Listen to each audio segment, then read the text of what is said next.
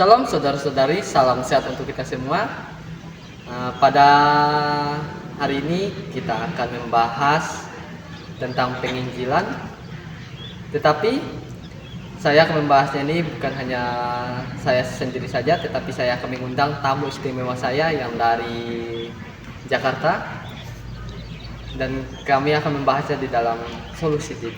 Saya undang untuk saudara Melki Amaki untuk datang, untuk duduk bersama kita untuk membahas. Shalom guys.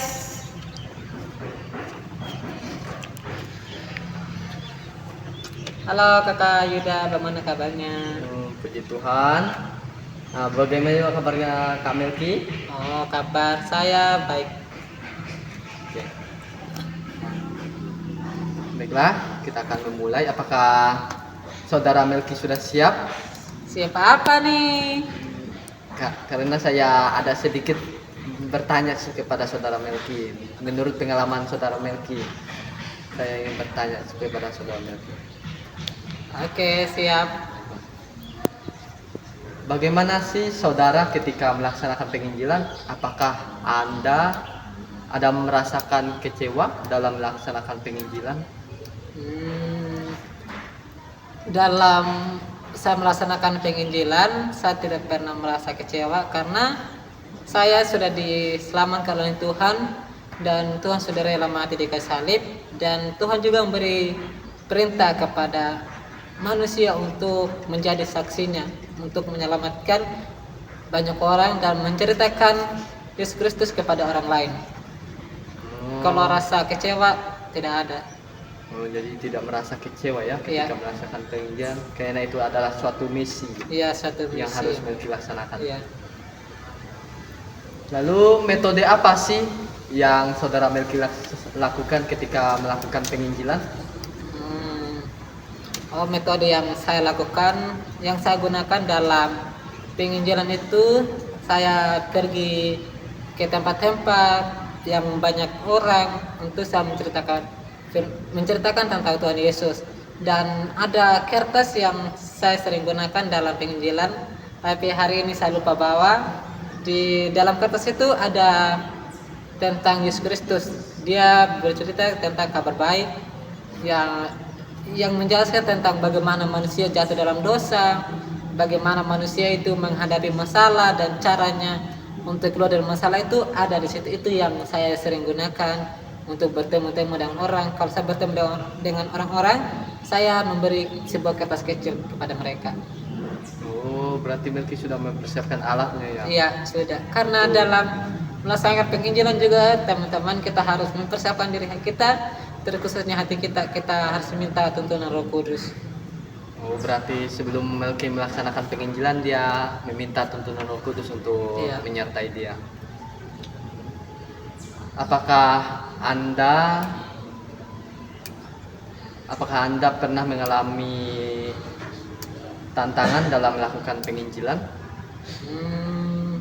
Dalam hadapi atau tantangan yang saya sering hadapi, ya pastinya ada. Apalagi zaman sekarang ini kan zamannya canggih, jam dunia semakin hari semakin jahat.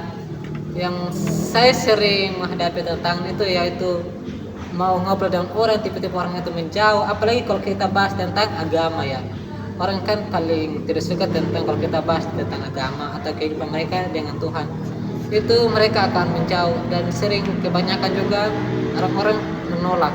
Tapi saya tidak pernah menyerah, saya tetap menceritakan tentang kabar baik itu tentang Yesus Kristus.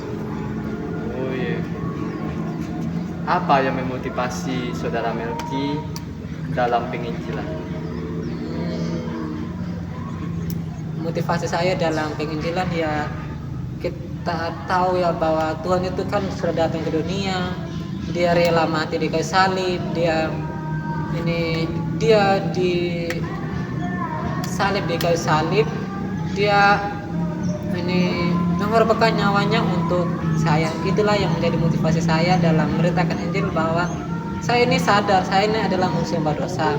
Saya sebenarnya tidak layak, tapi Tuhan itu datang untuk menebus dosa saya, sehingga saya harus memiliki motivasi yang benar, yaitu mengenal Tuhan Dan melalui kehidupan saya juga, saya berharap bahwa banyak orang yang mengenal Tuhan dan menjadi berkat bagi orang lain. Suatu motivasi yang sangat bagus untuk kita semua.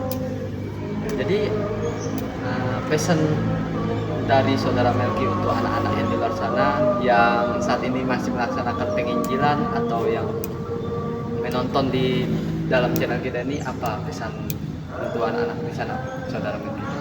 Pesan dari saya, ya kita tetap terus melaksanakan penginjilan, tetap melaksanakan tugas Tuhan, karena tugas itu yang kita sudah terima. Dan dalam penginjilan kita jangan mengandalkan kekuatan kita sendiri, jangan mengandalkan hikmat kita sendiri, tapi kita harus meminta tuntunan Roh Kudus agar Roh Kudus itu memenuhi kehidupan kita, sehingga kita dalam memberitakan Injil itu kita memiliki keberanian bahasa daripada Tuhan.